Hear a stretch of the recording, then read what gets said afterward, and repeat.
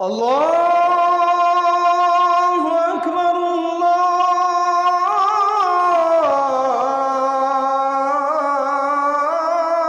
আল্লাহু আকবার। আল্লাহ তাআলা প্রথম যে নির্দেশ দিয়েছেন পৃথিবীতে শান্তি বাস্তবায়নের জন্য, পৃথিবী থেকে অশান্তি দূর করার জন্য প্রথম যে নির্দেশ দিয়েছেন তা হচ্ছে ইন্নাল্লাহা ইয়া'মুরু বিল আদলি, ইনসাফের নির্দেশ দিয়েছেন। পৃথিবীতে ইনসাফ বাস্তবায়ন হলেই পৃথিবী থেকে অশান্তি দূর হবে, শান্তি বাস্তবায়ন হবে, ঠিক কিনা? আমরা হয়তো বা অনেকেই খুব আনন্দের দিন পার করছি, আমরা ভাবছি যে দেশে একটা পরিবর্তন হয়েছে। এখন মনে হয় আমরা নাকে তেল দিয়ে ঘুমালেই শান্তি আমাদের বালিশের নিচে ঘুমাবে। দোস্ত, যতদিন না পর্যন্ত এই বাংলার জমিনে ইসলাম বাস্তবায়ন হবে, যতদিন না পর্যন্ত ইনসাফ প্রতিষ্ঠিত হবে, ততদিন শান্তি আশা করা যায় না। একদল জালেমের পরিবর্তন হয়েছে, তো আপনি যদি নাকে তেল দিয়ে ঘুমান তো আরেকদল জালেমের আবির্ভাব ঘটবে। গত কিছুদিন আগে ফেসবুকে একটা ভিডিও দেখলাম, হাস্যকর ভিডিও। এক টিকটকার সে তার এক বন্ধুকে নিয়ে এসে সেই বন্ধুকে দেখিয়ে বলছে, হাই গাইস, আগে এই আইডিটা আমি চালাইতাম, এখন আর আমি চালাবো না, আমার পরিবর্তে আমার এই আইডি চালাবে আমার এই দোস্ত, তোমরা তাকে সাপোর্ট দিও। কথাটার মায়ের বোধহয় বুঝেন নেই। এর মানে হচ্ছে আগে জুলুম করত তারা, আগে জুলুম করবে ওরা, আর আরেক দল এসে সেই একই চাঁদাবাজি করবে, একই জুলুম করবে, এই দেশের সাধারণ জনগণের রক্ত চুষে খাবে যদি আমরা জাগ্রত না হই, ঠিক কিনা? আমাদেরকে জেগে উঠতে হবে বন্ধুগণ, ইনসাফ প্রতিষ্ঠা করতে হবে। আর সেই ইনসাফ প্রতিষ্ঠা তো রাষ্ট্রে, দেশে, বিশ্বে প্রতিষ্ঠা করার আগে নিজের মধ্যে, নিজের ঘরে, নিজের পরিবার থেকে শুরু করতে হবে। ইয়া আইয়ুহাল্লাযীনা আমানু কু আনফুসাকুম ওয়া আহলিকুম নারা, আগে নিজেকে বাঁচাও, পরিবারকে বাঁচাও, এরপরে না হয় রাষ্ট্র, বিশ্ব, দেশ পরিবর্তন করব। যদি নিজেকে পাল্টাতে না পারি তো আপনাকে দিয়ে বিশ্ব দূরে থাক, আপনাকে দিয়ে আপনার পরিবারের মাঝেও কোনো পরিবর্তন আসবে না। আরবিতে একটা প্রবাদ আছে, আসলিহিল মিসবাহ বাদলা আন তাসুব্বা যালাম, অন্ধকারকে গালি দেওয়ার পরিবর্তে আলো জ্বালিয়ে দাও, তো সমাজ এমনি পরিবর্তন হয়ে যাবে। সমাজে আলো জ্বালাতে চাও তো অন্ধকারকে গালি দিয়ে লাভ নাই, বাতিটা ঠিক করে দাও, আর আলো জ্বালিয়ে দাও, সমাজ এমনি পরিবর্তন হয়ে যাবে। আমি বলতে চাচ্ছিলাম যে আজ সমাজের ইনসাফের বড় অভাব। আপনি একজন শ্বশুর, আপনি একজন শাশুড়ি, আপনি একজন বাপ, আপনি একজন মা, আপনি একজন সন্তান হিসেবে আপনার উপরে ইনসাফের যে দায়িত্ব ছিল আপনি পালন করেছেন কিনা নিজের বিবেককে প্রশ্ন করেন। নিজের মেয়েটা দিনের 9টা 10টা পর্যন্ত ঘুমায়, মেয়েটাকে ফজরের নামাজের কথা বলে না, আর ছেলের বউকে বলে, বৌমা তাহাজ্জুদের নামাজের সময় উঠবা, তাহাজ্জুদের নামাজ পড়ে এরপরে নাস্তা তৈরি করবা। আসল উদ্দেশ্য তাহাজ্জুদের নামাজ না, আসল উদ্দেশ্য নাস্তা তৈরি করা। নিজের ছেলের বউটাকে তাহাজ্জুদের নামাজের ওয়াজ করে, আর নিজের মেয়েটা যে ফজরের নামাজ পড়ে না তাও খবর রাখে না। এটা কি ইনসাফ হলো? আমরা শুধু একদিকে ওয়াজ করি, যার কারণে আমাদের দেশের বহু ছেলের বউ চোখের পানিতে বুক ভাসায়, কাউকে বলতে পারে না। হ্যাঁ, বহু ছেলের বউয়ের যন্ত্রণায় বহু শাশুড়, শ্বশুর আর শাশুড়ি দুনিয়ার থেকে বিদায় হয়ে যায়, হার্ট স্ট্রোক করে, ব্রেন স্ট্রোক করে, এটাও সত্য। ঠিক তেমনি এটাও সত্য, বহু শ্বশুর আর শাশুড়ির যন্ত্রণায় ছেলের বউরা পারে না ঘরে থাকতে, পারে না ঘর ছাড়তে। আপনাকে ইনসাফকারী হতে হবে। আমার জামাইয়ের মতো মানুষ দুনিয়ায় আর একটা নাই, আমার জামাই সেই রকম ফেরেশতার মতো মানুষ। কেন? আমার জামাই আমার মেয়ে যেমনে বলে তেমনে চলে, আর আমার ছেলের মতো ফেনী নোয়াখালীর ভাষা কয় যাইবার গোয়ার কদ্দা, হেতের মতো যাইবার গোয়ার কদ্দা দুনিয়াতে আর একটা নাই। কি হইছে? কয় যে ও তার বউর কথা মতো উঠে আর বসে। ছেলে খুব খারাপ, ছেলে বউয়ের কথায় উঠে আর বসে, জামাই খুব ভালো, মেয়ের কথায় উঠে আর বসে। তো জামাইও তো তার বউর কথায় উঠলো আর বসলো। ঠিক না? সমাজের অবস্থাই না? বাপ আপনাকে বলছি, শ্বশুর আপনাকে বলছি, শাশুড়ি আপনাকে বলছি, আপনি আপনার ছেলের বউকে নিজের মেয়ের মতো সম্মান করেন, স্নেহ করেন, আদর করেন, ছেলের বউ আপনাকে মা বাবার মতো সম্মান করবে। ইনসাফ করার চেষ্টা করেন।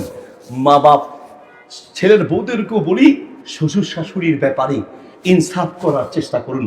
মনে রাখবেন, আজ আপনি আপনার শাশুড়ির সাথে যেমনটা আচরণ করবেন, ঘরে ঘরে এখন বউ শাশুড়ির যুদ্ধ তৈরি হয়েছে। ঘর আর ঘর নাই, ঘর এখন বউ শাশুড়ির যুদ্ধের ময়দান তৈরি হয়েছে। অনেক ছেলে আমাদেরকে বলে, হুজুর কি যে করি, বউয়ের পক্ষে গেলে মায়ের মনে কষ্ট, মায়ের পক্ষে গেলে বউয়ের মনে কষ্ট। এখন ইনসাফ মতো কথা বললেই মায়ের মাথা গরম, বাবার মাথা গরম।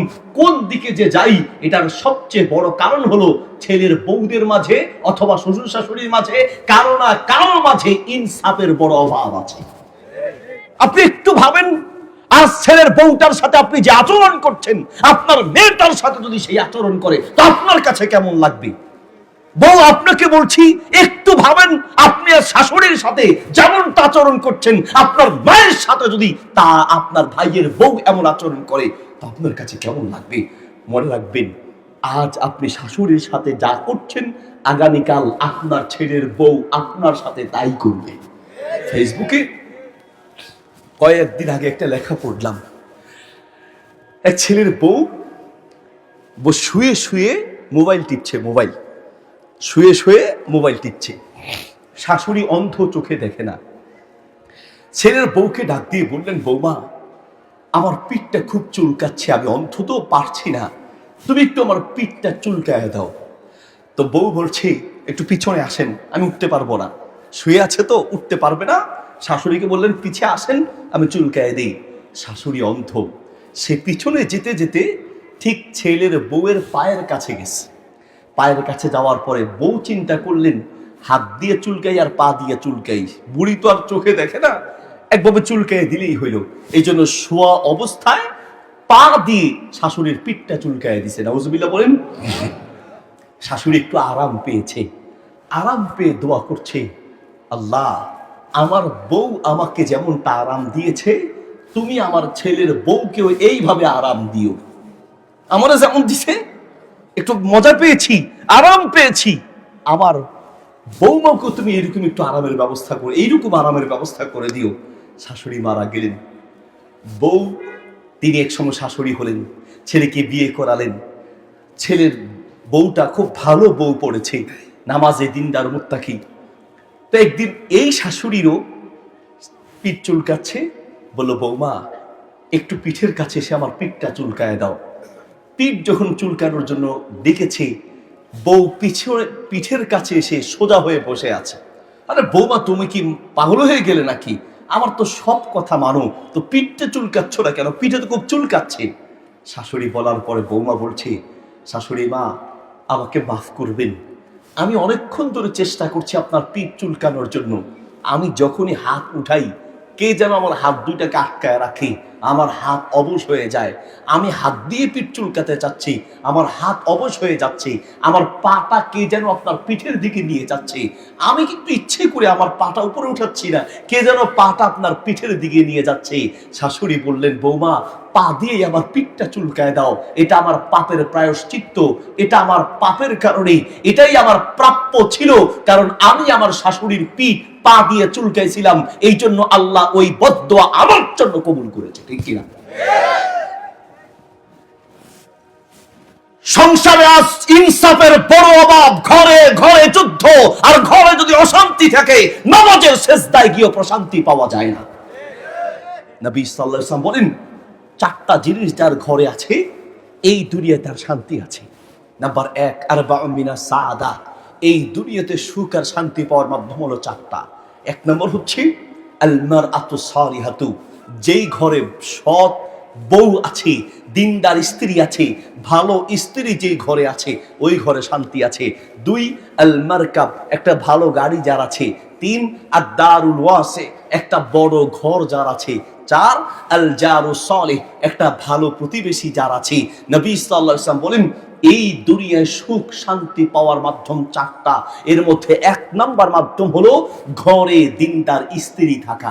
আপনার ঘরে যদি দিনদার স্ত্রী না থাকে তো সেই ঘরে আপনি হাসতে হাসতে ঘরে ঢুকবেন তো কাঁদতে কাঁদতে ঘর থেকে বের হবেন, হাসতে হাসতে ঘরে ঢুকবেন তো মুখ কালো করে ঘর থেকে বের হতে হবে।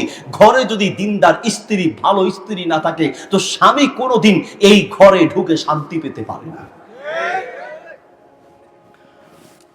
একজন বউ হিসেবে আপনার মধ্যে ইনসাফ থাকা উচিত। আজ যেই স্বামীকে নিয়ে বড়াই করছেন, কথায় কথায় আলাদা হয়ে যাওয়ার ধমক দেখাচ্ছেন, কথায় কথায় স্বামীকে নিয়ে বড়াই করছেন, ওই স্বামীটাকে মানুষ বানাতে গিয়ে বহু মা আর বাবা দুনিয়ার থেকে বিদায় হয়েছে। হরেক বউ শ্বশুর আর শাশুড়ির অসুস্থতাকে বিরক্ত মনে করে, বিরক্ত বলেও এই মাসে কত খরচ গেছে জানো? তোমার আব্বার পিছনে, তোমার মায়ের পিছনে কত টাকা খরচ গেছে তুমি জানো? রাত্রে একটু ঘুমাইতে পারি না তাদের কাশির কারণে।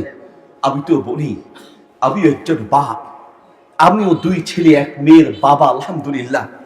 আমি বুঝি এই পৃথিবীর অধিকাংশ বাপ অসুস্থ হয়েছে তার সন্তানকে মানুষ বানাতে গিয়ে। পৃথিবীর প্রত্যেকটা মা অসুস্থ হয়েছে তার সন্তানকে মানুষের মতো মানুষ বানাতে গিয়ে। রাতে ঠিক মতো ঘুমাতে পারে নাই। আমরা বাবারও তো রাতে বাসায় গেলে ঘুমায়া যাই। আপনি জানেন যেই মায়ের ছোট্ট একটা বাচ্চা আছে এই মা এক রাতে কতবার জাগ্রত হয়? শীতের রাত একবার জাগ্রত হলেই তো আপনার মেজাজ গরম হয়ে যায়। কোনো কারণে ঘুমের মধ্যে আঘাত আসলেই তো পরে আপনার চেহারার দিকে তাকান যায় না। আমার কাঁচা ঘুম ভেঙে দিছে, তুমি আমার কাঁচা ঘুম ভেঙে দিয়েছো। আপনার কাঁচা ঘুমে আঘাত লাগলে আপনার মাথা গরম হয়ে যায়। আর একজন মা এক রাতে সুবহানাল্লাহ কতবার যে তার জাগ্রত হতে হয়, কতবার যে জাগ্রত হতে হয়।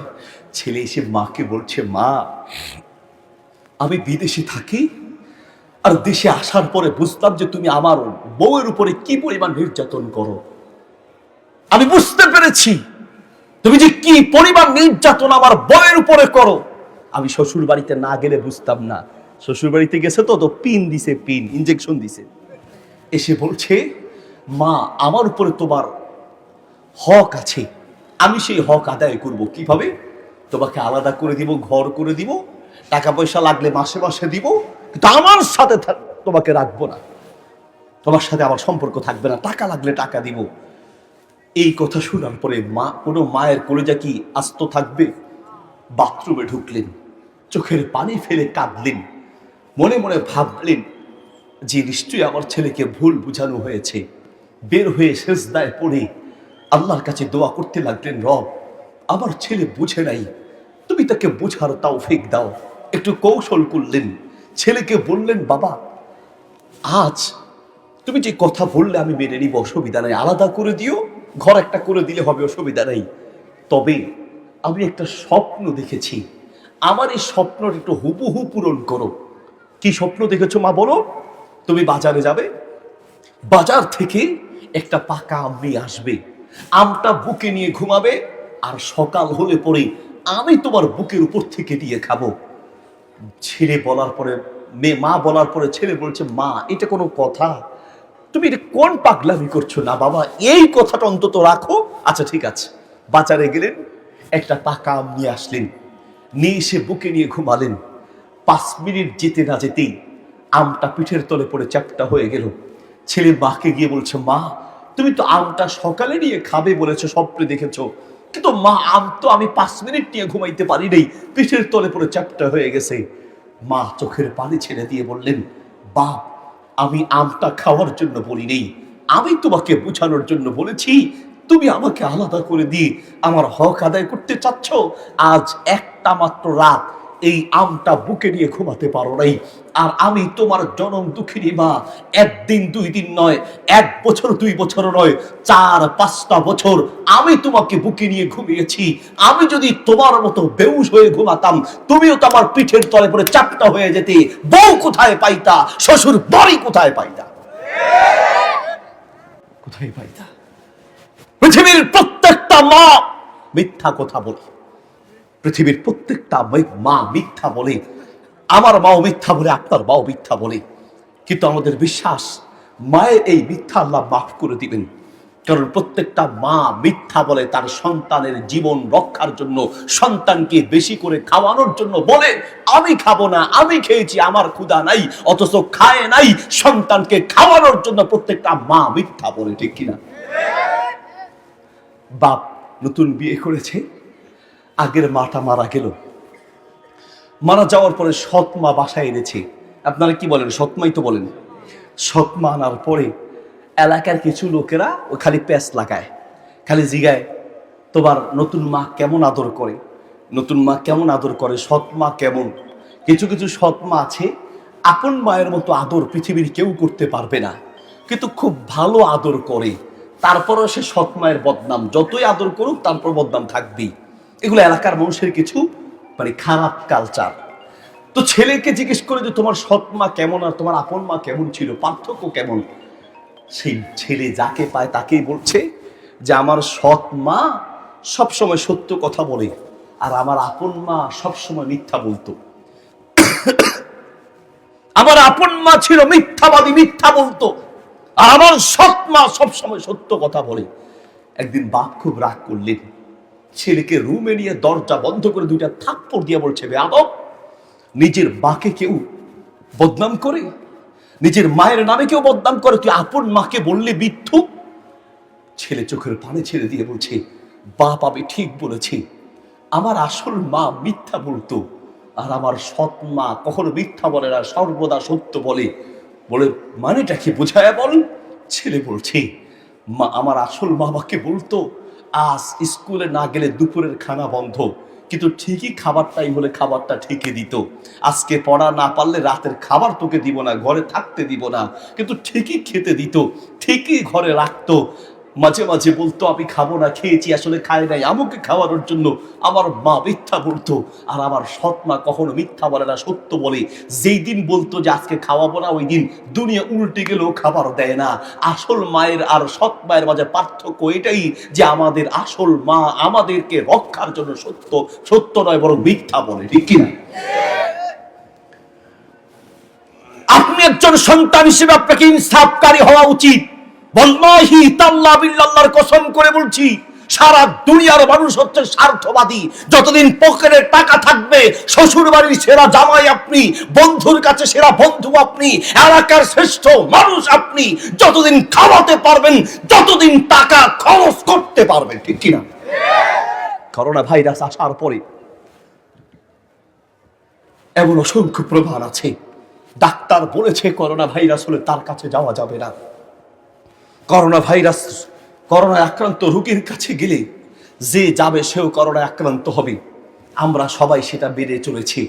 কোনো ভাইয়ের করোনা হয়েছে, কোনো ভাই তার কাছে যায় নাই।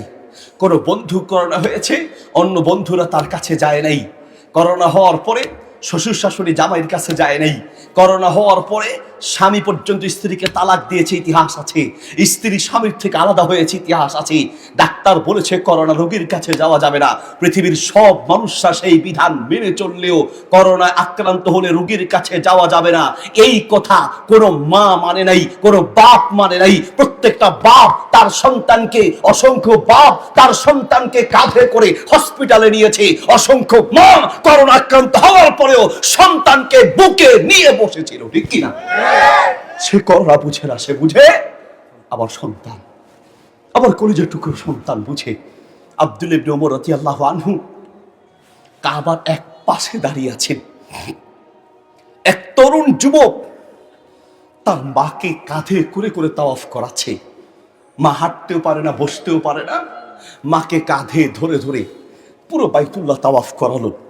তাওয়াফ শেষ করে আব্দুল্লাহ ইবনে ওমরকে দেখে বলছে আমিরুল মুমিনিন, আমি একটা প্রশ্ন করার জন্য আপনাকে খুঁজছিলাম। কি প্রশ্ন বলো? আমিরুল মুমিনিন, আমার কাঁধে যাকে দেখতে পাচ্ছেন, ইনি আমার জনম দুঃখিনী মা। আমি আজ 20টা বছর আমার মাকে আমি এইভাবে কাঁধে করে করে বয়ে বেড়াই। আমিরুল মুমিনিন, আমি যে 20টা বছর আমার এই কাঁধে করে করে আমার মায়ের খেদমত করছি, বলুন তো আমি কি আমার মায়ের হক আদায় করতে পেরেছি কিনা?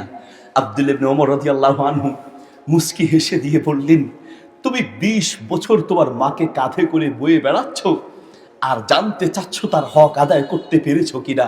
শোনো, তোমার মা তোমাকে জন্ম দেওয়ার সময় যে একটা কষ্টের সাথে নিঃশ্বাস ছেড়েছে, তুমি কিয়ামত পর্যন্ত কাঁধে বয়ে বেড়ালে ওই একটা নিঃশ্বাসের হক কিয়ামত পর্যন্ত আদায় করতে পারবা না।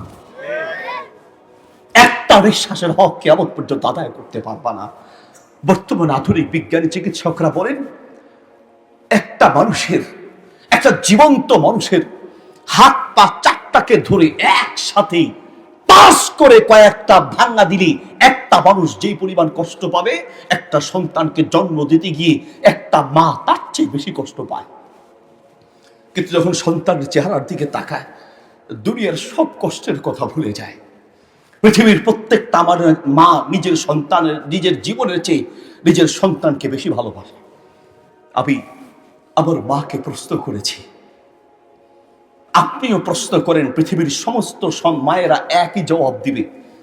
আমি আমার মাকে প্রশ্ন করেছি, মা বলো তো দেখি, তুমি যখন 2 হাত তুলে আল্লাহর কাছে দোয়া করো, মা সর্বপ্রথম তুমি কার জন্য দোয়া করো? তোমার ভাই বোন, তোমার হার্টের সমস্যা, তোমার শরীরের সমস্যা, তোমার হাঁপানি, তোমার যে অনেকগুলো রোগ আছে, মা কোন রোগের জন্য দোয়া আগে করো? কার জন্য দোয়া সবার আগে করো? আমার মা যেই জবাব দিয়েছেন, পৃথিবীর প্রত্যেকটা মা একই জবাব দিবে। আমার মা বলেছেন, আমি যখন 2 হাত তুলে দোয়া করি, আমি আমার কথা ভুলে যাই, আমি আমার রোগের কথা ভুলে যাই, আমি আমার ভাই বোনের কথা ভুলে যাই, আমি সারা দুনিয়ার কথা ভুলে যাই, কিন্তু কলিজার টুকরা সন্তান, আমি দোয়া করার সময় তোর কথা একটা বারও ভুলে যাই না। আল্লাহু আকবার। পৃথিবীর কোন মা দোয়া করার সময় সন্তানের কথা ভুলে না। আর আপনি আমি এত নাফরমান সন্তান, আর সারা দিন 5 ওয়াক্ত নামাজ পড়েছেন। 5 ওয়াক্ত নামাজের পরে 5 বার রব্বির হামহুমা রব্বায়ানি কামা রব্বির হামহুমা কামা রব্বায়ানি সগীরা, রব্বির হামহুমা কামা রব্বায়ানি সগীরা, অথবা অন্য যে কোনো ভাষায় 5 ওয়াক্ত নামাজের পরে 5 টাইম দোয়া করেছেন। কয়জন সন্তান খুঁজে পাওয়া যাবে? বহু সন্তান আছে সপ্তাহে 1 দিন মা বাবার জন্য দোয়া তার মুখ দিয়ে বের হয় না, মাসে 1 দিন বের হয় না, বছরের পর বছর চলে যায়, চোখের পানি ফেলে মা বাবার জন্য দোয়া বের হয় না। তোমার মতো বেইনসাফকারী, তোমার মতো নিমক হারাম আসমানের নিচে জমিনের উপরে আরেকটা হতে পারে না, আরেকটা হতে পারে না।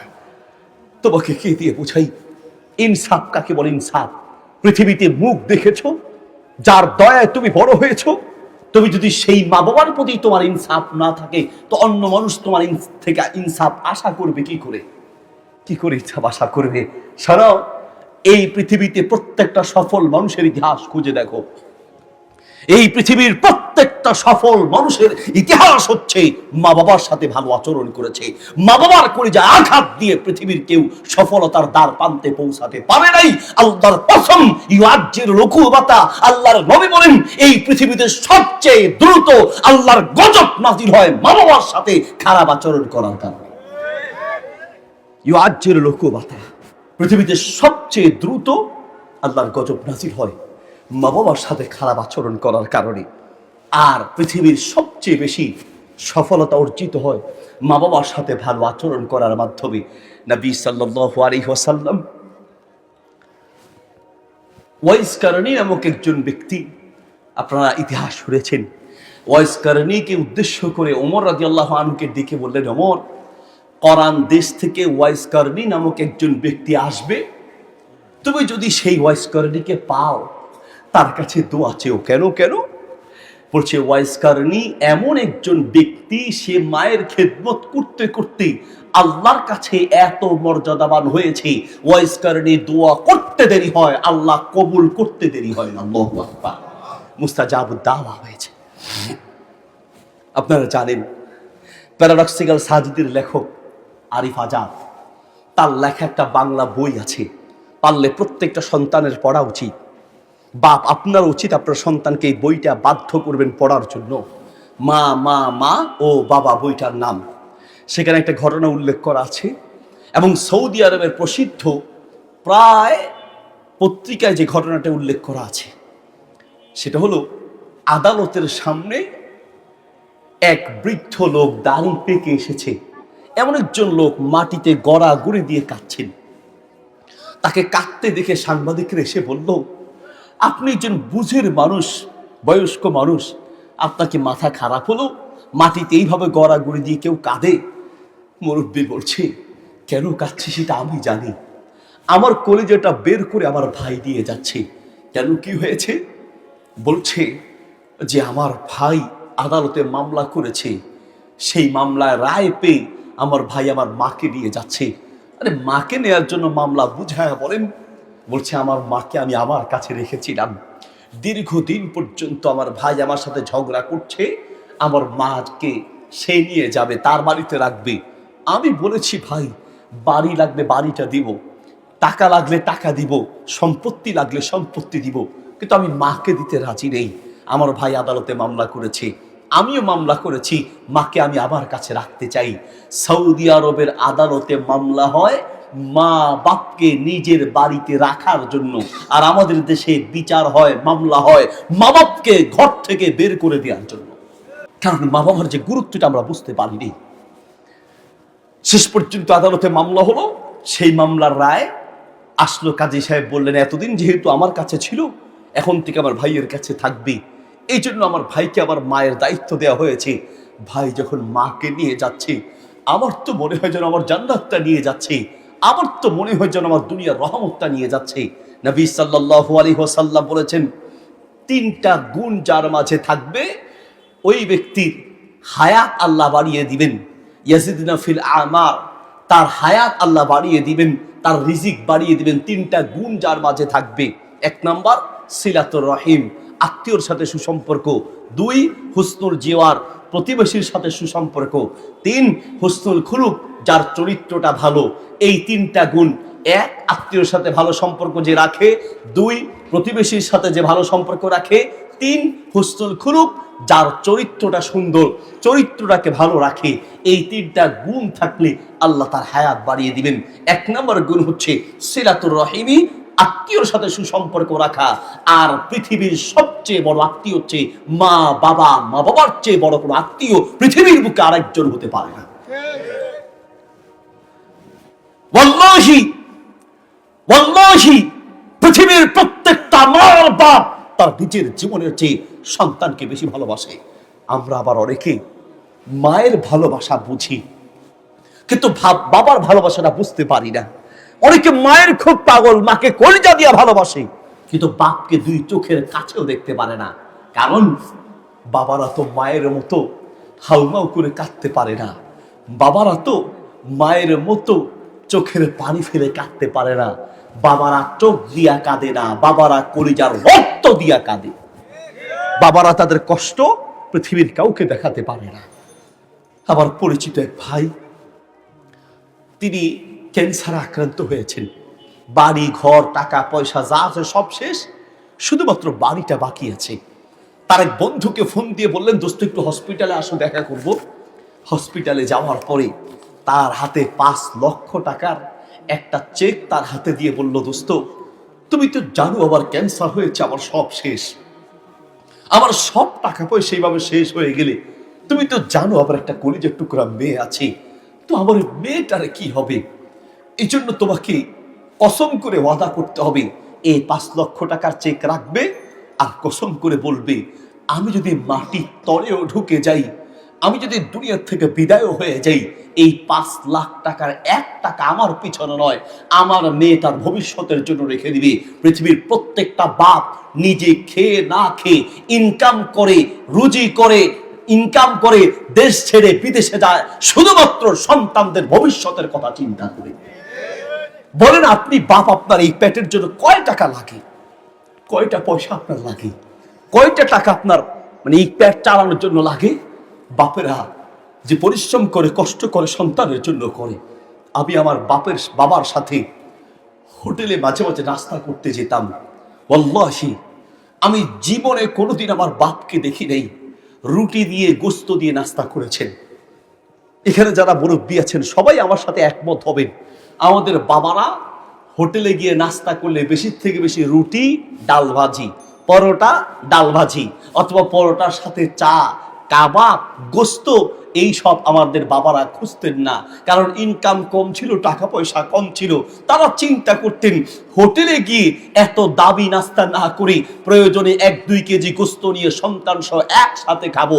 আর আমরা নিব খার, আমরা হোটেলে গিয়ে ভালো ভালো খাই, একটা বড় মা কি খাচ্ছেন, বাপ কি খাচ্ছেন খবর পর্যন্ত নেই না। ঠিক কি? আল্লাহ তাআলা বলেন ইন্নাল্লাহা ইয়ামুরু বিল আদলি, সরে ইনসাফকারী হও। আর সবচেয়ে বেশি ইনসাফকারী হতে হবে তোমার মা বাবার ব্যাপারে। তোমাকে ছড়ো। পৃথিবীতে যেই কোনো মানুষ আমাদের কাছে যখন আসে, হুজুর অনেক বিপদে আছে, লাখ লাখ টাকা ইনকাম করি, তো মাস শেষে হুজুর বিপদের উপরে বিপদ, হুজুর একের পর এক রোগে শেষ হয়ে যাচ্ছি, বিপদে জর্জরিত হয়ে যাচ্ছি, জীবনটা হুজুর শেষ হয়ে যাচ্ছে বললেই আমরা ওলামায়ে কেরাম আগে জিজ্ঞেস করি, ভাই একটু কাছে আসেন, মা জীবিত আছে, বাবা আছে? হ্যাঁ হ্যাঁ হুজুর আছে। তো তাদের সাথে আপনার সম্পর্ক কেমন?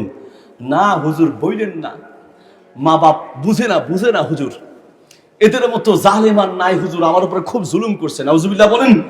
তখনই আমরা বুঝি তোমার উপরে এই গজব কেন আসছে। তুমি একের পর এক বিপদে জর্জরিত হয়ে আছো, তো তুমি দোয়া করে চোখের পানি ফেলে কাঁদতে পারবি, আমি হুজুর দোয়া করতে করতে তোমার জন্য বেহুশ হয়ে যেতে পারবো। যতক্ষণ না পর্যন্ত বাবাকে খুশি করবে, ততক্ষণ পর্যন্ত আল্লাহর বিপদ থেকে, গজব থেকে পৃথিবীর কেউ বাঁচাতে পারবে না। আগে দেখো তোমার মা বাবা তোমার উপরে খুশি আছে কিনা। বুখারী শরীফে হাদিসটি আছে, হাদিসটি তিরমিজিতে আছে, এবং হাদিসটি মুসনাদ আহমদে আছে, সহিহুল জামি কিতাবে আছে। আপনারা হয়তো স্কুলে পড়েছেন, নবী, এটা হাদিস দ্বারা প্রমাণিত। নবী সাল্লাল্লাহু আলাইহি সাল্লাম বলেন, 3 জন লোক বেড়াতে গিয়েছে সফরে, গিয়ে হঠাৎ করে তুফান শুরু হলো। 3 জনের মধ্যে তিন জন মিলে সিদ্ধান্ত নিলেন যে এই তুফানে বাঁচার জন্য আমাদের সামনের দিকে অগ্রসর হওয়া ঠিক হবে না, কোথায় যাবে? 3 জনে মিলে একটা পাহাড়ের গুহার ভিতরে ঢুকে গেলেন।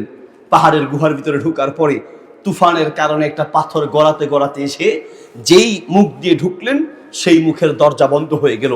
এত বিশাল পাথর, 3 জনে মিলে কখনোই পাথর সরাতে পারবে না। 3 জনে মিলে সিদ্ধান্ত নিলেন, আমরা আমাদের জীবনের ভালো আমলের উসিলা দিয়ে আল্লাহর কাছে দোয়া করব। যদি আল্লাহর কাছে দোয়া করি, হয়তো এর উসিলায় আল্লাহ তাআলা আমাদেরকে বিপদ থেকে উদ্ধার করবেন। এর মধ্যে একজনে দোয়া করলেন, কানা লি আবাওয়ানে শাইখানে কাবীরান, রব আমার একজন বৃদ্ধ বাপ ছিল, আমার একজন বৃদ্ধা মা ছিল, সেই মা বাবাকে আমি আমার কাছে রাখতাম। প্রতিদিন কাজ শেষ করে এসে নিজ হাতে দুধ দহন করে আমার মা বাপকে আগে খাওয়াতাম, তাদের খানা শেষ হলে আমি নিজে সন্তানদেরকে এবং বিবিকে দিতাম। রব আমার একদিন আসতে দেরি হয়ে গেল, আমি আস্তে আস্তে দেখলাম যে আমার মা বাবা ঘুমিয়ে গেলেন। আমি ভাবলাম যে তারা বোধহয় কষ্ট পেয়ে ঘুমিয়ে গেলেন। আমি দুধ দহন করে সেই গ্লাসটা আমি খাই নেই, সন্তানদেরকে দেই। আমি মা বাবার পাশে দাঁড়ায় আছিলাম, কারণ আমি ঘুমাতে গেলে হয়তো আমাকে কষ্ট পাবো মনে করে ডাকবে না, আর তারাও কষ্ট করে ঘুমিয়ে থাকবে, আমি মেনে নিতে পারি নাই। আমি সারা রাত মা বাবার পাশে এই দুধের গ্লাস নিয়ে দাঁড়িয়ে থাকলাম। যখন সকাল হলো তারা ঘুম থেকে উঠলো, তারপরে তাদেরকে খাওয়ালাম, এরপরে আমরা খেলাম।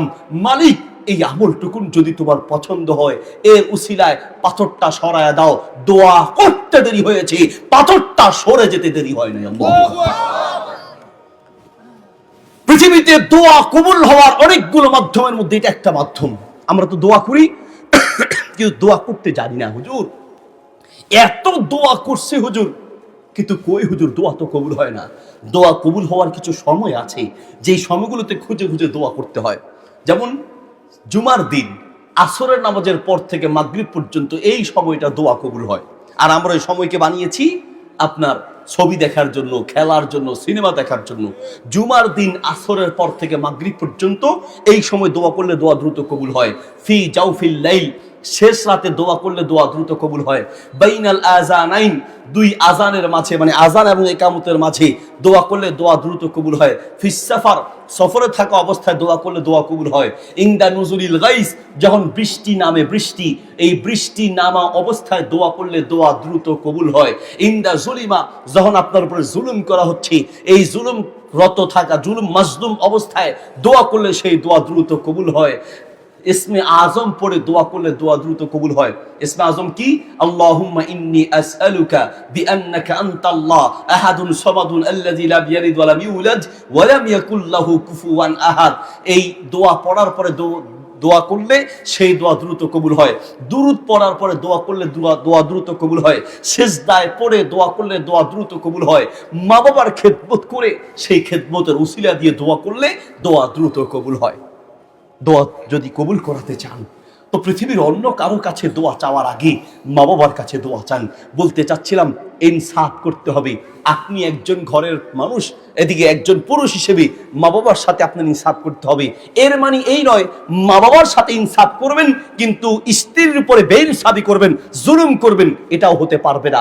মনে রাখবেন আপনার যে ওয়াইফ আপনার কাছে এসেছে তার ব্যাপারেও কিয়ামতের মাঠে আল্লাহর সামনে আপনাকে হিসাব দিতে হবে। মা বাবার কথা শুনেই বউয়ের উপরে জুলুম করবেন, তাকে গরুর মতো পিটাবেন, মা বাবা বললেই তার উপরে নির্যাতন চালাবেন, এতেও আপনাকে আসামির কাঠগড়ায় দাঁড়াতে হবে। আপনি কৌশল করতে পারেন, বিবিকে বুঝাবেন, বিবি আমার মা বয়স হয়েছে, বাবার বয়স হয়েছে, বুঝ শক্তি একটু কমবে, মা বাবার সামনে আমি কখনোই তোমার পক্ষপাতিত্ব করব না। মা বাবা ভুল বললেও তাদের পক্ষপাতিত্ব করব, কিন্তু আমি হৃদয় দিয়ে তোমার পক্ষে আছি। যদি তুমি হকের উপরে থাকো তারপরেও মা বাবার সামনে স্ত্রীর পক্ষ না নিয়ে, মা বাবার সামনে মা বাবার পক্ষ নিয়ে স্ত্রীকে আলাদা করে হলেও তাকে বুঝায় নিতে হবে, কিন্তু মা বাবার কথা শুনে স্ত্রীর উপরে জুলুম করা যাবে না। সৌদি আরবে কষ্ট হচ্ছে আপনাদের? আমার ভাষা কি বুঝেন? এক যুবক বিয়ে করেছে, বিয়ে করে সৌদি আরবের এক আলেমের কাছে গিয়ে বলছে, শাইখ আউসিনি ইন্নী তাজাওয়াজতু শাইখানা আউসিনি, শাইখ আমাকে একটু উপদেশ দেন, আমি নতুন বিয়ে করেছি। শাইখ বললেন, শোনো, তোমার ঘরে যে মেয়েকে বিয়ে করে নিয়ে এসেছো, এই মেয়ে তার বাবা ছেড়ে এসেছে, এই মেয়ে তার মা ছেড়ে এসেছে, এই মেয়েটা তার এলাকার আত্মীয় স্বজন ভাই বোন সব ছেড়ে তোমার কাছে এসেছে। যদি ঘরটাকে সুখের বানাতে চাও, ঘরে যদি শান্তি পেতে চাও, তার মা বাবা ভাই বোন সবাই যে পরিমাণ ভালোবাসা তাকে দিত, তুমি একা যদি সেই পরিমাণ ভালোবাসা দিতে পারো, তোমার ঘরটা সুখ আর শান্তিতে ভরপুর হয়ে যাবে। সে তার বাবা ছেড়ে এসেছে। শ্বশুর শাশুড়ি আপনাকেও বোঝা উচিত, আপনার ঘরের ছেলের বউটা সে কিন্তু তার বাবাকে ছেড়ে আপনার কাছে এসেছে, সে তার মাকে ছেড়ে আপনার কাছে এসেছে। স্বামী আপনার বোঝা উচিত, একটা মেয়ে তার মা বাপ, কলিজার টুকরা, তার এলাকা, ভাই বোন সব ছেড়ে আপনার কাছে এসেছে। আপনার ভালোবাসা যদি ঠিক মতো পায়, শ্বশুর শাশুড়ির হাজারো যন্ত্রণা সে মাথা পেতে মেনে নিতে পারবে। আপনার ভালোবাসা পরিপূর্ণ পেতে হবে। আপনি তো ভালোবাসারে এমন ভাগ করছেন, বউয়ের পক্ষে আর ভালোবাসা পাওয়ার মতো নাই। কারণ আপনার কিছু ভালোবাসা হোয়াটসঅ্যাপে গেছে, কিছু ইমোতে গেছে, কিছু মেসেঞ্জারে যায়, কিছু বাড়ির পাশে, কিছু যেখানে চাকরি করেন সেখানে যাইতে যাইতে এখন আর ভালোবাসা নাই। এই যে মুরব্বীরা, মাশাআল্লাহ, ভালোবাসা কাকে বলে এই মুরব্বীদের কাছ থেকে শিখতে হয়।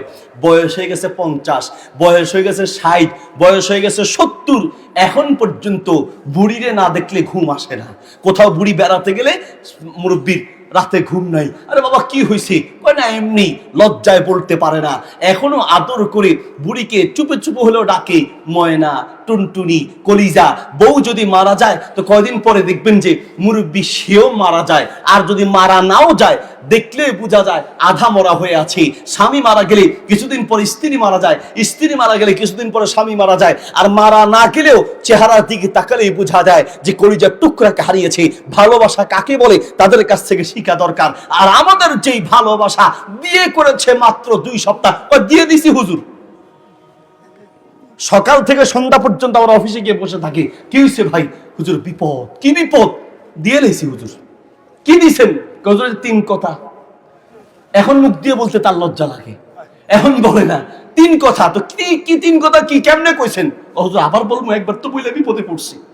এখন ফতুয়া চাইতে এসে সেখানে বলতে ভয় পায়। ঠাকুরগা থেকে একজনে ফোন দিয়েছে, হুজুর একটা গুরুত্বপূর্ণ মাসালা নিয়ে বিপদে পড়ছি। কি?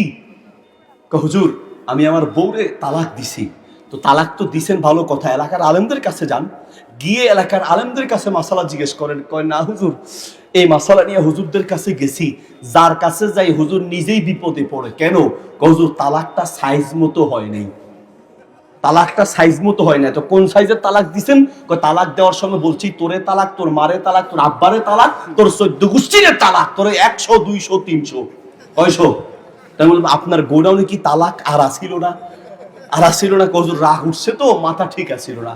আর রাগ উঠলে তো মাশাল্লাহ, রাগ উঠলে ঝগড়া করতে করতে পরনে কে লুঙ্গি আছে না গেছে তাও খবর থাকে। রংপুর থেকে এক মহিলা ফোন দিছে, হুজুর একটা মাসালা। কি? হুজুর আপনাকে অনেকক্ষণ ফোন দেই ধরেন না, একটা মাসালা নিয়ে খুব বিপদে আছি। কি সমস্যা বলেন তাড়াতাড়ি মাসালা। হুজুর আমি আমার স্বামীরে আব্বা ডাকছি। তো দুনিয়ায় এত মানুষ থাকতে আপনি স্বামীরে আব্বা ডাকতে গেছেন কেন? হুজুর বিপদে পড়ে ডাকছি। কোন বিপদ? হুজুর রাগ উঠছে। আর আমি আমার স্বামী রাগ উঠছে, আমার স্বামীর রাগ উঠলে মাথা ঠিক থাকে না। আমার বাম হাত দিয়ে ধরছে, ডান হাত দিয়ে লাঠি নিয়ে পিটার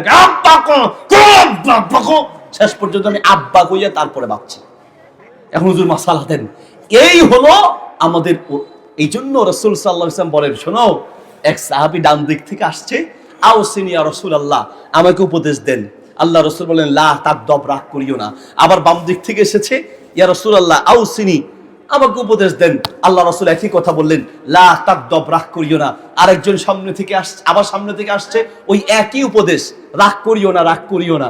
সাহাবী বুঝতে পারেন নাই যে রাগ করব না এটিকে একটা উপদেশ হলো। আল্লাহ নবী সাল্লাল্লাহু আলাইহি ওয়াসাল্লাম তখন বললেন, শোনো, ইদাল গদাব ইয়াজমাউ শাররা কুল্লা, যদি রাগ দমন করতে না পারো তো তোমার জীবন শেষ হয়ে যাবে। হাজার হাজার অন্যায় একসাথে করবা যদি রাগটাকে কন্ট্রোল করতে না পারো। অতিরিক্ত রাগী স্বামীর কারণে ঘর শেষ, অতিরিক্ত রাগী বউয়ের কারণে পুরো শ্বশুর শাশুড়ি স্বামী সন্তান সবগুলো আগুনের মধ্যে তেল যেমন ছটপট করে এমন ছটপট করছে, ঠিক কিনা? অতিরিক্ত রাগ। এই জন্য নবী সাল্লাল্লাহু আলাইহি ওয়াসাল্লাম বলেছেন রাগটাকে কন্ট্রোল করো 3টা মাধ্যমে। কয়টা মাধ্যম? 1, রাগ উঠলে আউযুবিল্লাহি মিনাশ শাইতানির রাজিম পড়ো। 2, রাগ উঠলে ওযু করো।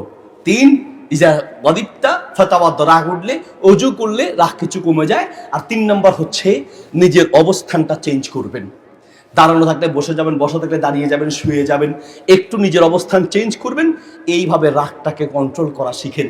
নবী সাল্লাল্লাহু আলাইহি ওয়াসাল্লাম বলেন, সহিহুল জামি কিতাবে হাদিস আছে, মান গাদিবা মান কাজিমাল গায়জা, যে ব্যক্তি নিজের রাগটাকে কন্ট্রোল করলো, ওয়া হুয়া ইয়াস্তাতিউ আন ইউনাফিজাউ, চাইলেই রাগটা দেখায় দিতে পারে। বউ আছে তো লাঠি নিয়ে পিটাইতে পারে, রাগ উঠছে তো রিকশার ড্রাইভারকে 2 থাপ্পড় লাগায় দিতে পারে, দোকানদারের সাথে মারামারিতে লেগে যেতে পারে।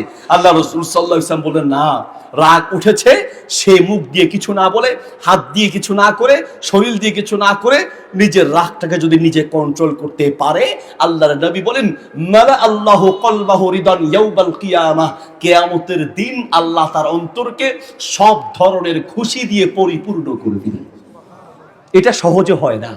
সারাদিন না খেয়ে থাকা যায়, সারা দিন রোজা রাখা সহজ, সারা রাত তাহাজ্জুদ পড়া সহজ, কিন্তু নিজের রাগটাকে কন্ট্রোল করা এত সহজ নয়। আপনার সন্তান এখনই যে পরিমাণ রাগী হচ্ছে, তোর ভবিষ্যৎ জীবন কেমন হবে? আপনি তো হাসেন, আর আমাদের ফেনী নোয়াখালীর ভাষায় বলে, হাতে ব্যাটকায় কেমনে সব, আপনি গাল ব্যাটকায় মানে বলতেছেন, ওরে বাপরে বাপ, আমার ছেলে, আল্লাহ বাপকা বেটা, তার যে রাগ, খবরদার আমার ছেলের লগে কথা বলতে হুঁশিয়ার, কিচ্ছু হলে এটা ভাঙিয়ে ফেলে, সেটা ভাঙিয়ে ফেলে। আপনি এটাকে বাহাদুরি মনে করছেন। না না, জন্ম দিলেই বাপ হওয়া যায় না। গরুও জন্ম দিতে পারে, ছাগলও জন্ম দিতে পারে। জন্ম দেওয়ার পরে কিছু দায়িত্ব আছে। সন্তান আপনার সাথেই রাগ করে আপনার গালে থাপ্পড় দিচ্ছে, আপনার চুল ছিঁড়ে ফেলতেছে, আপনার এটা সেটা ভেঙে ফেলতেছে, আর আপনি নোয়াখালীর বাসায় ব্যাটকে দিয়ে আছেন। আপনি হাসছেন, আপনি তামাশা করছেন। এই সন্তানই তো বড় হলে পরে আপনার মাথায় গুলি ঠেকাবে। দেখেন না, ওই যে ঐশী মেয়েটা তার বাপকে হত্যা করছে, মাকে হত্যা করেছে। আপনি ঢাকা শহরে অনেক খোঁজ দিয়ে দেখেন, অনেক খোঁজ দিয়ে দেখেন যে মা বাপ বাঘকে এত ভয় পায় না, ডাকাতকে এত ভয় পায় না, নিজের ছেলে আর মেয়েটাকে তার চেয়ে বেশি ভয় পায়। এত মেজাজ হচ্ছে কোত্থেকে? এটার অন্যতম একটা কারণ হচ্ছে মোবাইল। মোবাইল। সন্তানকে কিচ্ছু লাগবে না, সন্তানকে মোবাইল না দিয়া ওই 1 ফোঁটা বিষ দেওয়া ভালো। কারণ বিষ দিয়ে যেমন তাকে শেষ করা, আর মোবাইল দিয়ে তারে আরো ধ্বংস করে দেওয়া, ঠিক না? আপনি তো হাতে মোবাইল দেন, ওরা বিষ ধরাই দিচ্ছেন। গেমস আছে না, গেমস, বেশিরভাগ বাচ্চারা গেমস খেলে। গেমস খেলতে পারো নি? হ্যাঁ, মাথা ডোয়া, ঠিক না? এমন বাচ্চা আপনি খুঁজে পাবে না যে গেমস, ওর মা বাবা খুব খুশি। কারণ আমার ছেলে তো তেমন কিছু দেখে না, উল্টাপাল্টা কিছু দেখে না, তো কি দেখে? গেমস খেলে। তো এটাকে উল্টো হইলো না? এটা ভালোটা? হ্যাঁ, না আমার ছেলে না ওইরকম না, গেমস খেলে আর কি। গেমস, আপনার ছেলে গেমস খেলে, আপনি বুঝেন এই গেমস খেলা দিয়ে আমাদের ছেলেদের ব্রেইনটাকে কিভাবে নষ্ট করা হচ্ছে। গেমস খেলার মানে হচ্ছে তাকে উত্তেজিত করা, খালি গেমসে এই মার মার এইভাবে করতে করতে মানে খালি তার ব্রেইনে খালি মার মার মার। এই যে মার মার একটা অবস্থান তার তৈরি হচ্ছে, এই কারণে আগের তুলনায় বর্তমান ছেলেদের ব্রেইন অনেক উত্তেজিত।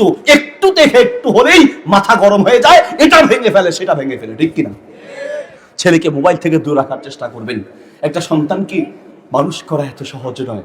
হ্যাঁ, আমি জানি এই যুগে, এদিকে এই যুগে সবচেয়ে বড় চ্যালেঞ্জ হচ্ছে বাচ্চাকে মানুষ করা। আমাদেরও সন্তান আছে, তো আমরা দেখি একটা সন্তানকে মানুষ করা কতটা কঠিন, কতটা কঠিন। ওয়াল্লাহি সমাজের যে বাস্তবতা, এই পিচ্চি বাচ্চারা আমরা 15-16 বছর বয়সে, বেয়াদবি মাফ করবেন, স্বামী স্ত্রী যে কথা 15-16 বছর বয়সে বুঝি নেই, 6-7-8 বছরের বাচ্চারা আমাদের চেয়ে বেশি বুঝে, আমাদের চেয়ে অশ্লীলতা তারা বেশি বুঝে।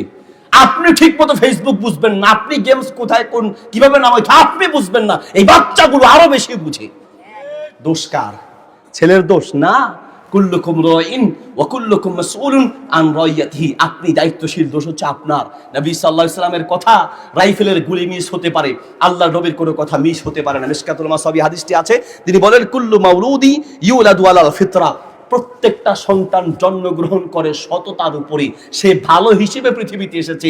ইউহাউইদানিহি ওয়া ইউনাসসিরানিহি, তার মা বাপ তাকে খারাপ বানায়, মা বাপ তাকে খারাপ বানায়। কেমনি? আচ্ছা বলেন, কোন বাচ্চা স্কুলের বইতে পড়ে গালি শিখছে? গালি যে দেয় মাখরাত সহ, সিফাত গুন্না সহ, মা বাপ চৈদ্য গোষ্ঠী তুলে যে বাচ্চারা গালি দেয়, এই গালিগুলো স্কুলের বইতে পড়ে শিখছে? হ্যাঁ, সে কি কলেজে গিয়ে শিখছে, ভার্সিটিতে গিয়ে, সে কি মুক্তবি গিয়ে শিখছে? না, অধিকাংশ বাচ্চা গালি শিখে তার মা বাবা দাদা দাদি আত্মীয় স্বজনের মুখ থেকে শিখে।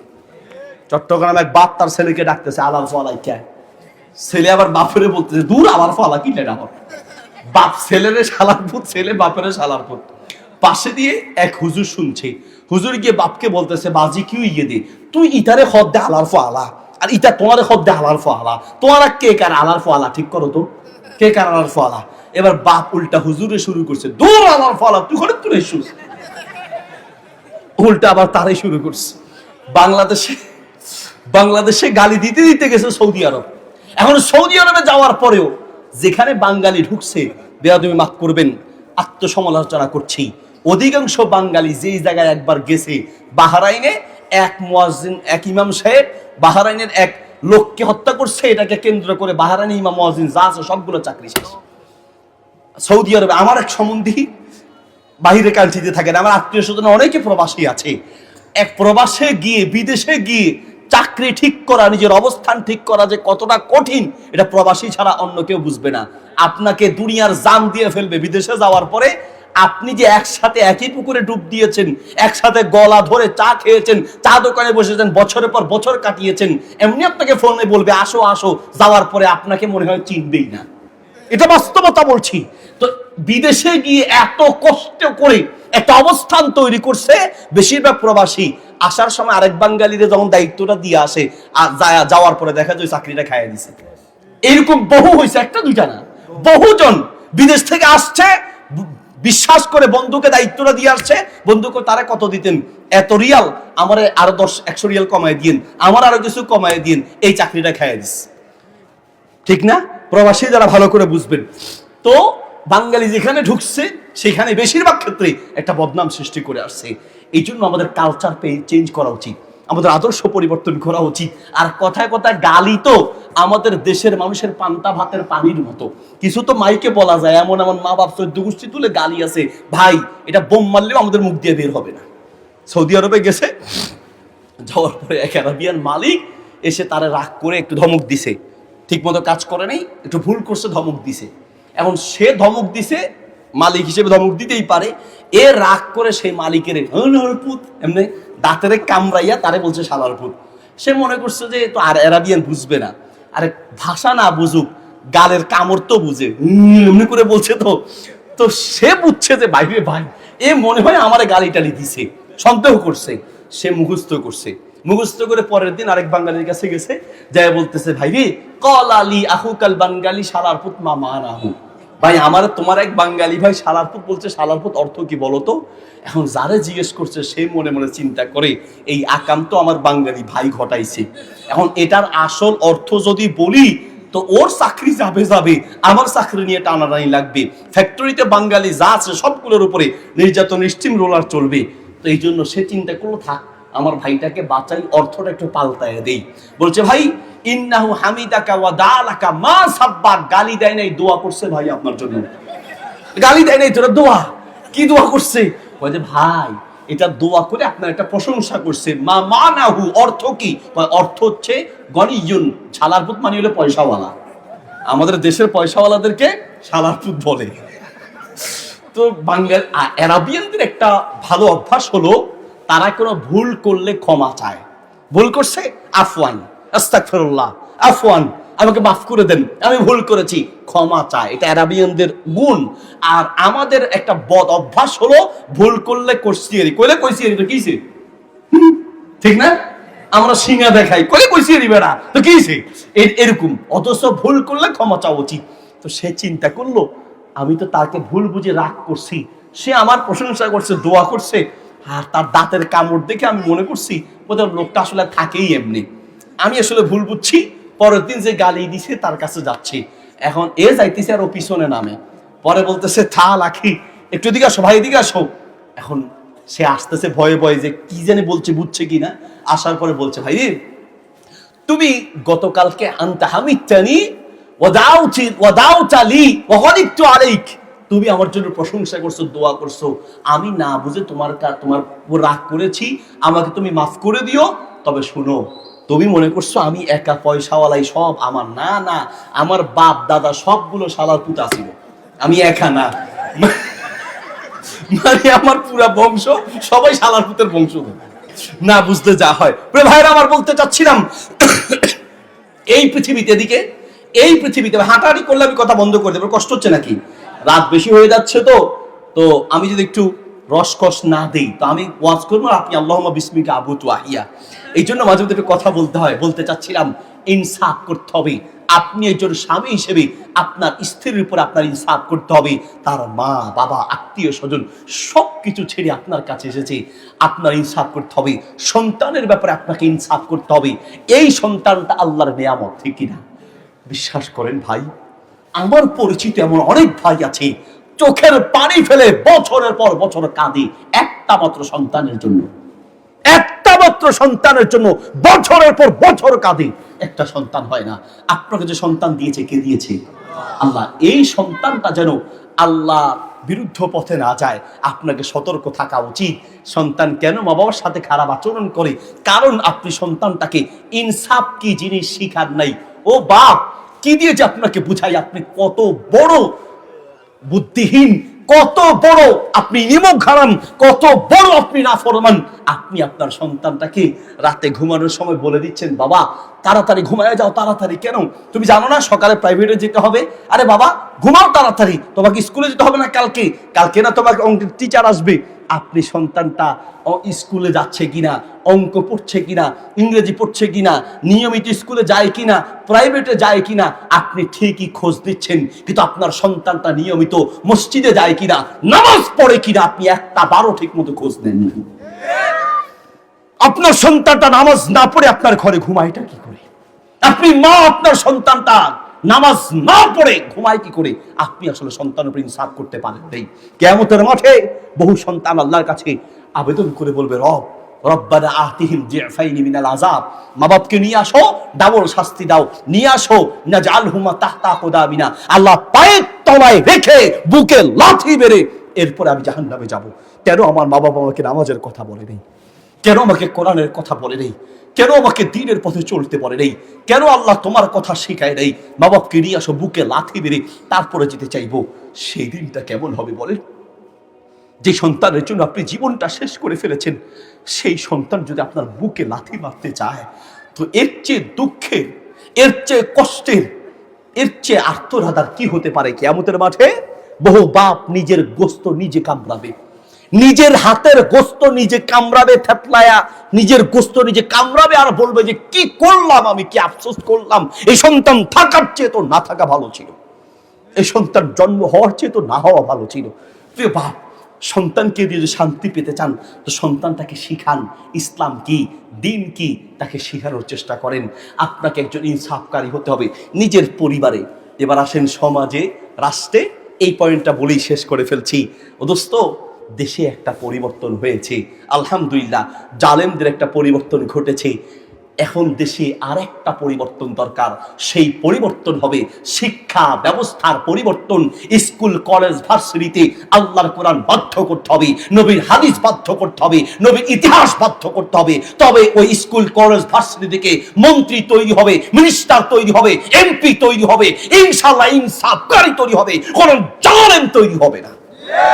আর অন্যথায় আগে যেমন রক্ত চুষেছে, আগে রক্ত চুষার ইতিহাস জানেন? কিচ্ছু জানেন না। কয়টা আপনি জানেন? বিগত বছরের এক মন্ত্রীর ইতিহাস আপনাকে বলি। এক মন্ত্রী আল জাজিরে প্রতিবেদন এসেছে, শুধু যুক্তরাষ্ট্রে বাড়ি কিনেছে 360টা। কয়টা? 360টা বাড়ি ক্রয় করেছে, প্রায় 4000 কোটি টাকার বাড়ি কিনে। এবার মালয়েশিয়া বিশ্বে কতগুলো বাড়ি কিনেছে ভেবে দেখেন। আপনার বাড়ি কয়টা? আর আপনার আমার তো মাথা গুজানো একটা ঠাই আছে। কমলাপুর রেল স্টেশনে থাকার জায়গা নাই। আমার ছেলেকে নিয়ে সফরে যাচ্ছি, তো দেখে বলছে বাবা ওরা এখানে কেন ঘুমাচ্ছে, কেন এখানে ঘুমায়, কেন ঘুমায়? থাকার মতো একটা জায়গা নাই। ফেনীতে বন্যায় আপনারা জানেন, কুমিল্লায় হয়েছে, ফেনীতে হয়েছে, নোয়াখালীতে হয়েছে। কত আবদার, মোবাইলের সিম পাল্টাতে পাল্টাতে 4 নম্বর সিম ব্যবহার করছি, বাকিগুলো সহকারীদের কাছে। এত হোয়াটসঅ্যাপে এত মেসেজ, এত আবেদন, যেহেতু দেখে যাচ্ছে না ফাউন্ডেশনের সাথে আমরা বিভিন্ন কাজ করছি বা বিভিন্ন জায়গায় সহযোগিতা করছি, এত আবদার মাঝে মাঝে দেখে চোখের পানি ফেলতে হয়। কয়জনকে আমরা সহযোগিতা করব? থাকার জায়গা নাই, বাড়ি শেষ, ঘর শেষ, জায়গা শেষ, সব উঠায় নিয়ে গেছে। থাকার মতো একটা বাড়ি নাই। আর ওই জালেমরা শত শত বাড়ি কিনেছে বিদেশে, ওর টাকা দিয়া না, ওর বাপ দাদার টাকা নয়, এটা এদেশের মানুষের রক্ত চোষা টাকা পাচার করেছে, ঠিক কিনা?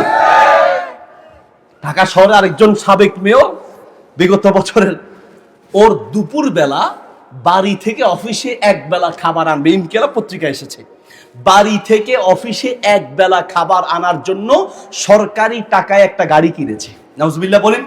এক বেলা খাবার আনার জন্য সে সরকারি টাকায় একটা গাড়ি কিনেছে, এবং ওই এক বেলার খাবার আনা বাবদ তেলের খরচ নিয়েছে 28,05,000 টাকা।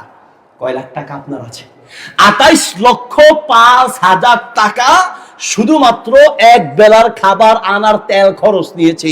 এবার বাকি কত হাজার হাজার কোটি টাকা ব্যয় করেছে, পাচার করেছে বিদেশে। এদেশের একটা বড় সমস্যা হলো জালেমরা জুলুম করে পালিয়ে যাওয়ার সুযোগ পায়। আমরা বলতে চাই এমন একটা আইন করা উচিত, যে সকল জালেম পালিয়ে গিয়েছে তাদেরকে ফিরিয়ে এনে, তাদের অর্থ ফিরিয়ে এনে এদেশের গরিব দুঃখীদের মাঝে বিলিয়ে দেওয়া দরকার, ঠিক কি না? আর জালেমদেরকে এনে শাস্তির আওতাভুক্ত করা উচিত, তাহলে বাকি জালেমরা সোজা হয়ে যাবে। এখনই কি আমরা জুলুম মুক্ত হয়েছি? বিভিন্ন জায়গায় মাঝে মাঝে আপনারা দেখতে পাচ্ছেন মাহফিলে বাধা আসে, ঠিক কিনা? আরে আগে তো করেছে আমার মতো ব্যক্তি, আলহামদুলিল্লাহ আপনারা আমাকে চিনেন, আমরা আলহামদুলিল্লাহ বড় বড় অফিসারদের সাথে আমাদের সম্পর্ক। ফেনীতে আমি মাহফিল করব, আমি প্রোগ্রাম করব, শেখ আহমদুল্লাহ হাফিজাহুল্লাহকে দাওয়াত দিয়েছি। আসুন্নাহ ফাউন্ডেশনের চেয়ারম্যান, যিনি মানবতার কল্যাণে নিবেদিত, এই শেখ আহমদুল্লাহ সাহেবকে দাওয়াত দিয়ে ফেনী নিতে, বিগত বছরের কথা বলছি, ওনাকে নিতে আমাকে 9 জন অফিসার থেকে স্বাক্ষর নিতে হয়েছে। 9 জন অফিসার থেকে স্বাক্ষর নিয়ে এত বড় কথা নয়, কত দিন আমাকে যেতে হয়েছে। শুধু কি আমি এইভাবে বাংলার প্রত্যেকটা মাহফিল করতে গিয়ে বাধার কোনো শেষ নাই। বড় অনেক মাহফিলের কমিটি মাহফিল করা ছেড়ে দিয়েছে, যে বুঝেছি সোজা বললেই হয় যে দেশে মাহফিল করতে পারবেন না, এত ঘুরাইয়া পেঁচাইয়া এত শর্ত, এবং কি মাহফিল করার অনুমতি দিলে এত শর্ত দিত যে শর্তগুলো দেখলে বক্তা এখানে বসে থাকা ছাড়া ওয়াজ করার সুযোগ নেই, ঠিক কিনা? এই ছিল জুলুম দোস্ত। কারণ এই জালেমরা যেই শিক্ষা গ্রহণ করেছে, সেই শিক্ষায় আল্লাহর কোরআন ছিল না, সেই শিক্ষায় নবীর হাদিস ছিল না, সেই শিক্ষায় নবীর ইতিহাস ছিল না, ঠিক কিনা? অথচ একজন রাষ্ট্রপ্রধান কেমন হতে হয়, একজন প্রধানমন্ত্রী কেমন হতে হয়? নবী মুহাম্মদ সাল্লাল্লাহু আলাইহি ওয়াসাল্লাম বদরের যুদ্ধে যাবেন। বদরের যুদ্ধে যাওয়ার জন্য বাহনের অভাব। যাওয়ার সময় বাহন যেহেতু কম, আল্লাহ রাসূল ভাগ করে দিলেন, 1 উট 3 জনে নিয়ে যাবে। 3 জনের ভাগে একটা উট, 2 জনে উটের উপরে বসবে, একজন টেনে নিয়ে যাবে। সবার জন্য, অনেকের জন্য এই বিধান হলো শরবত, কেউ হেঁটে হেঁটে আর কেউ উট নিয়ে। নবী সাল্লাল্লাহু আলাইহি ওয়াসাল্লাম যেই উটের দায়িত্ব নিলেন, সেখানেও তিনি অন্যদের মতো 3 জন গ্রহণ করলেন। আল্লাহ রাসূল একজন, আবু লুবাবা, আলী রাদিয়াল্লাহু আনহু, 3 জন মিলে 1 উট। আলী রাদিয়াল্লাহু আনহু আর রাসূল সাল্লাল্লাহু আলাইহি ওয়াসাল্লাম বসলেন, আবু লুবাবা টানলেন। কিছুক্ষণ পরে আবু লুবাবা বসলেন, আলী রাদিয়াল্লাহু আনহু টানলেন। 3 জনের মধ্যে 3য় নাম্বার পালা হচ্ছে কার? রাসূল সাল্লাল্লাহু আলাইহি ওয়াসাল্লামের।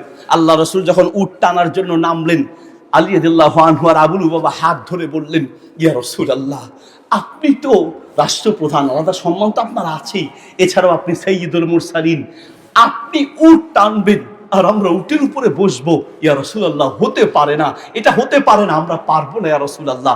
আল্লাহ রাসূল সাল্লাল্লাহু আলাইহি ওয়াসাল্লাম ধমক দিয়ে বললেন, মা আনতুমা বিআকওয়া মিন্নি ফিল বাশি ওয়ালা আনা আগনা আনকুমা মিনাল আজরি। শোনো, তোমাদের যেমন হাঁটার শক্তি আছে আমারও আছে, আমার চেয়ে তোমরা বেশি হাঁটতে পারবে না। শোনো, তোমাদের যেমন সওয়াবের দরকার আমারও সওয়াবের দরকার আছে। স্পেশাল কোনো ব্যবস্থা আমার জন্য নয়, প্রত্যেকের জন্য যা আমার জন্য তা, প্রত্যেকের জন্য সমান বিধান বাস্তবায়ন হবে। আল্লাহ রাসূল সাল্লাল্লাহু আলাইহি ওয়াসাল্লাম নিজে উট টেনে নিয়ে গিয়েছেন, আর ওরা তেলের খরচ বাবদ নেয় 28,05,000 টাকা। সুবহানাল্লাহ, নাউযুবিল্লাহ। আবু বকর রাদিয়াল্লাহু আনহু রাষ্ট্রপ্রধান, প্রধানমন্ত্রী, প্রতিদিন ফজরের নামাজের পরে তিনি মরুভূমির দিকে এক বাড়িতে যান। ওমর রাদিয়াল্লাহু আনহু চিন্তা করলেন, কোথায় যায় একটু খোঁজ দিয়ে দেখি। হিকায়াতুল উয়ুনের মধ্যে এসেছে, আবু বকর রাদিয়াল্লাহু আনহু যাওয়ার পরে পিছনে পিছনে লুকিয়ে লুকিয়ে ওমর রাদিয়াল্লাহু আনহু গেলেন, গিয়ে একটা বড় পাথরের কোণায় লুকিয়ে থাকলেন। দেখলেন আবু বকর রাদিয়াল্লাহু আনহু একটা ঘরে ঢুকলেন। ঘরে ঢুকে দেখছেন এক বৃদ্ধা মহিলা, অন্ধ, তিনি বসে আছেন। তাকে দেখে আবু বকর রাদিয়াল্লাহু আনহু যখন বেরিয়ে গেলেন, ওমর রাদিয়াল্লাহু আনহু ঢুকে দেখলেন এক অন্ধ মহিলা বসে আছে। জিজ্ঞেস করলেন, আতারিফিনাহু মান খরাজা মান জাআ ওয়া মান খরাজা মিন বাইতিক, তুমি কি সেই লোকটাকে চেনো যে লোকটা এখন এসেছে আবার ঘর থেকে, তোমার ঘর থেকে বের হয়েছে? অন্ধ মহিলা বললেন, ওয়াল্লাহি লা আরিফুহু, আল্লাহর কসম আমি লোকটাকে চিনি না।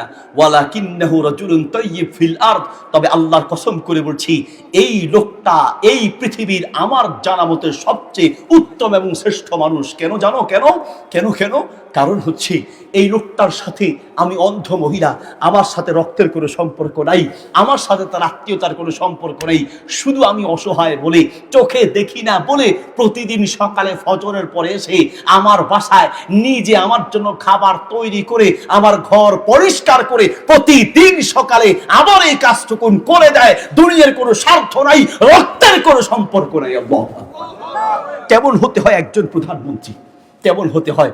ওমর রাদিয়াল্লাহু আনহু প্রধানমন্ত্রী রাতে হেঁটে হেঁটে খোঁজ দিতেন, কার কি প্রয়োজন, কার কি দরকার, হেঁটে হেঁটে প্রজাদের খোঁজ দিতেন। একটা বাড়ির পাশে গিয়ে দেখলেন একটা বাচ্চার কান্নার আওয়াজ শোনা যায়।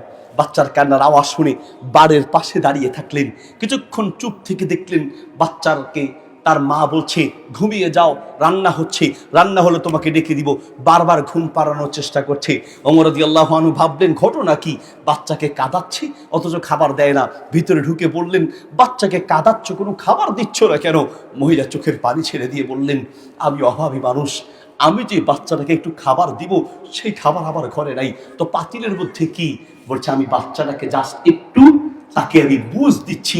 ওমর রাদিয়াল্লাহু আনহু বললেন, তোমার ঘরে কি কোনো খাবার ওমরের পক্ষ থেকে আসে নাই? বলছে না খলিফাতুল মুসলিমিন, ওমরের পক্ষ থেকে আমার কাছে কোনো খাবার আসে নাই, আমি আল্লাহর কাছে অভিযোগ করব, আমি এটা অভিযোগ করব। ওমর রাদিয়াল্লাহু আনহু বলল, একটু অপেক্ষা করো, আমি ব্যবস্থা করছি। তাড়াতাড়ি বের হলেন, গিয়ে আসলামকে বললেন, খাদেম আসলামকে বললেন, আসলাম তাড়াতাড়ি উঠো, চাবি নাও, খাদ্য গুদাম খুলো।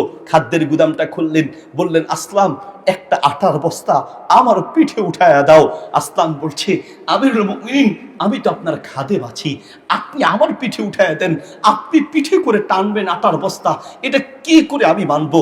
ওমর রাদিয়াল্লাহু আনহু বললেন, আসলাম আজ তুমি আমার দুনিয়ার বোঝা পিঠে নিতে রাজি আছো, কিন্তু আগামীতে যখন কিয়ামতের মাঠে যখন আল্লাহ আমার গুনাহের বোঝা, আমার দায়িত্বের বোঝা আমার পিঠে চাপায়া দিবে, আসলাম তোমাকে খুঁজে পাওয়া যাবে না। আসলাম আমার পিঠে উঠায়া দাও, আমি আটার বস্তা নিয়ে যখন যাব, আমার আল্লাহ আমাকে দেখলে দয়া হবে, এই উসিলায় আল্লাহ আমাকে মাফ করে দিবে। আল্লাহু আকবার। কেমন হতে হয় একজন রাষ্ট্রপ্রধান? আলী রাদিয়াল্লাহু আনহু রাষ্ট্রপ্রধান হলেন। প্রধানমন্ত্রী হওয়ার পরে তিনি যখন মারা গেলেন, তাকে গোসল দিচ্ছে। গোসল করানোর সময় পিঠে কিছু দাগ পেয়েছে, শক্ত দাগ, পিঠ একদম শক্ত হয়ে আছে। আলী রাদিয়াল্লাহু আনহুর গোসল দেওয়ার সময় লোকেরা বলাবলি করতে লাগলো, আরে আমিরুল মুমিনিনের পিঠে এই দাগগুলো কিসের? এখানে তো পিঠে মনে হয় কোনো বস্তা টানলে যেমন হয় তেমনটা হয়ে আছে, তিনি তো কোনো লেবারের কাজ করতেন না, পিঠে এই দাগগুলো কিসের? তার কাফন দাফন হয়ে গেল। এরপরে তার দাফনের পরে কয়েকদিন থেকেই বিভিন্ন এতিম মিসকিনরা বাইতুল মালে খাবারের জন্য এসেছে, এসে সাহায্য চাচ্ছে, আমাদের ঘরে খাবার নাই, খাবার দেন, খাবার দেন। লোকেরা বলতে লাগলো, আরে এতদিন পর্যন্ত তোমরা কোথায় ছিলে? আমিরুল মুমিনিন দুনিয়া থেকে বিদায় হওয়ার সাথে সাথেই এত এতিম মিসকিনের ঢল পড়েছে, তো এতদিন তোমরা কোথা থেকে খেয়েছো? এতিম মিসকিনরা বলছে, যতদিন পর্যন্ত আমিরুল মুমিনিন আলী রাদিয়াল্লাহু আনহু জীবিত ছিলেন, খাবারের জন্য আমাদের কারো দুয়ারে যেতে হয় নাই, রাতের অন্ধকারে কাঁধে করে করে আমাদের প্রত্যেকের ঘরে তিনি খাবার পৌঁছে দিতেন। একজন রাষ্ট্রপ্রধান কেমন হতে হয়? প্রিয় ভাইয়ের আমার, ইনসাফ শিখতে হবে, ইনসাফ ইনসাফ শিখতে হবে। আল্লাহ তাআলা সেই ইনসাফের নির্দেশ দিয়েছেন। আপনি একজন মানুষ হিসেবে আপনার অধীনস্থ প্রত্যেকটা মানুষের ব্যাপারে খোঁজ খবর নেওয়া, ইহসান করা, তাদের উপরে তদারকি করা, তাদের উপরে কোনো রকমের জুলুম যেন না হয় সেদিকে লক্ষ্য রাখা। যদি এমনটা করতে পারি, কিয়ামতের মাঠে আল্লাহর আরশের ছায়ায় স্থান পাবো এবং ইনশাআল্লাহ সমাজ পরিবর্তন হবে, দেশ পরিবর্তন হবে। আল্লাহ তাআলা আমাদের সবাইকে ইনসাফকারী হওয়ার তৌফিক দান করুন, আমিন। আপনি একজন বাপ হিসেবে আপনার পরিবারের প্রত্যেকটা সদস্যের উপরে আপনাকে ইনসাফকারী হতে হবে। মাঝে মাঝে ফ্যামিলি কাউন্সেলিং দরকার। ফ্যামিলি কাউন্সেলিং আমাদের দেশে নাই, আলহামদুলিল্লাহ। বাইরের কান্ট্রিগুলোতে আপনি দেখবেন যে ফ্যামিলি কাউন্সেলিং কাকে বলে? ঘরে ঘরে অশান্তি। আর সত্য কথা হচ্ছে, ঘরে যদি ঝগড়া ঝাঁটি অশান্তি লেগে থাকে, তো তাহাজ্জুদের নামাজেও মজা পাওয়া যায় না, সিজদায় গিয়েও মজা পাওয়া যায় না।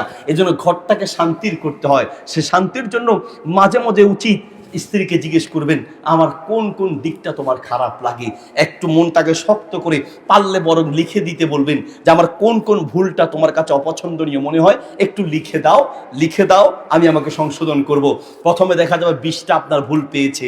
20টা ভুল পাওয়ার মানে আপনি খুব খারাপ এমনটা নয়, 80টা গুণ আপনার ভালো, 20টা হয়তো খারাপ। এই 20টাকে কমানোর চেষ্টা করেন। আবার স্ত্রীকে আপনি বলেন, প্রত্যেকে নিজের ভুলগুলো সংশোধন করার চেষ্টা করেন। মনে রাখবেন, আপনার ভুল যদি ঘর থেকে আপনি সংশোধন করতে পারেন, বাইরে আপনি সোনার মানুষে পরিণত হবেন। নবী সাল্লাল্লাহু আলাইহি ওয়াসাল্লাম এতটা আদর্শবান মানুষ ছিলেন, ইতিহাসবিদরা বলেন আল্লাহর নবীর সাথে জীবনে কেউ কোনো দিন যদি একবার সাক্ষাৎ করত, মৃত্যুর আগ পর্যন্ত আল্লাহর নবীকে ভুলতে পারতেন না। সুবহানাল্লাহ বলেন, ভুলতে পারতেন না। আপনি কথায় কথায় এমন কিছু শব্দ বলেন যেটা আপনার ওয়াইফ পছন্দ করে না, আপনার সন্তানরা পছন্দ করে না, কিছু হলেই মা বাপ তুলে তিরস্কার করেন, ফকির নির্মাইয়া তু আমি যাই, আমার আব্বা না বিয়ে করেছে, ঠিক না? এইভাবে আপনি তিরস্কার করছেন, মা বাপ তুলে গালি দিচ্ছেন, আবার বউরা স্বামীকে তিরস্কার করছেন। মনে রাখবেন, কখনো কোনো মানুষকে নিয়ে তিরস্কার করবেন না। গত পরশুদিন আগে হাদিসুল মাসা, আল্লামা সারকাবির লেখা একটা আরবি বই আছে, আমি পড়তে গিয়ে একটা জায়গায় দেখলাম আপনার ইবনে সিরিন রহিমাউল্লাহ, যিনি স্বপ্নের ব্যাখ্যা করতেন, তিনি বলছেন যে জীবনের শেষের দিকে তিনি গরিব হয়ে গেছেন, অভাবী। জীবনের প্রথম দিক থেকে একদম শেষের আগ পর্যন্ত, বৃদ্ধ হওয়ার আগ পর্যন্ত তিনি খুব আলিশান ছিলেন, ধনী ছিলেন, অনেক পয়সাওয়ালা ছিলেন, কিন্তু জীবনের শেষের দিকে গরিব হয়ে গেছেন, অভাবী হয়ে গেছেন। অভাবী হওয়ার পরই তাকে বলা হলো যে, উনি বললেন যে আমি যে অভাবে পড়বো, বিপদে পড়বো, গরিব হয়ে যাব, এটা আমার একটা ধারণা ছিল। বললো কেন?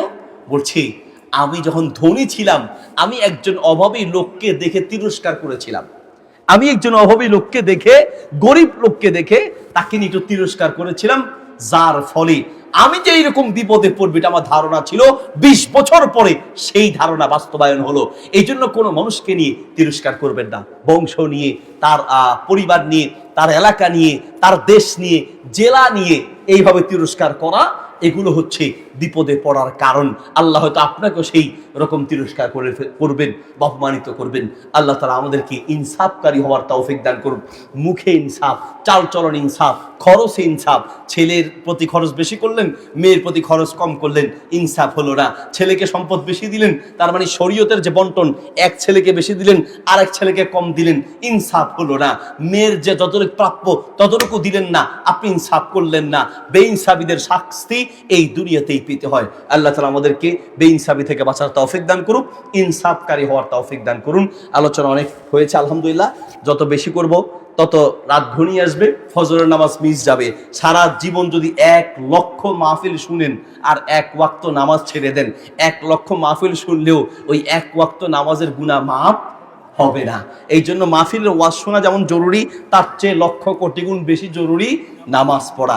নামাজ যেন মিস না যায় সেদিকে লক্ষ্য রাখতে হবে।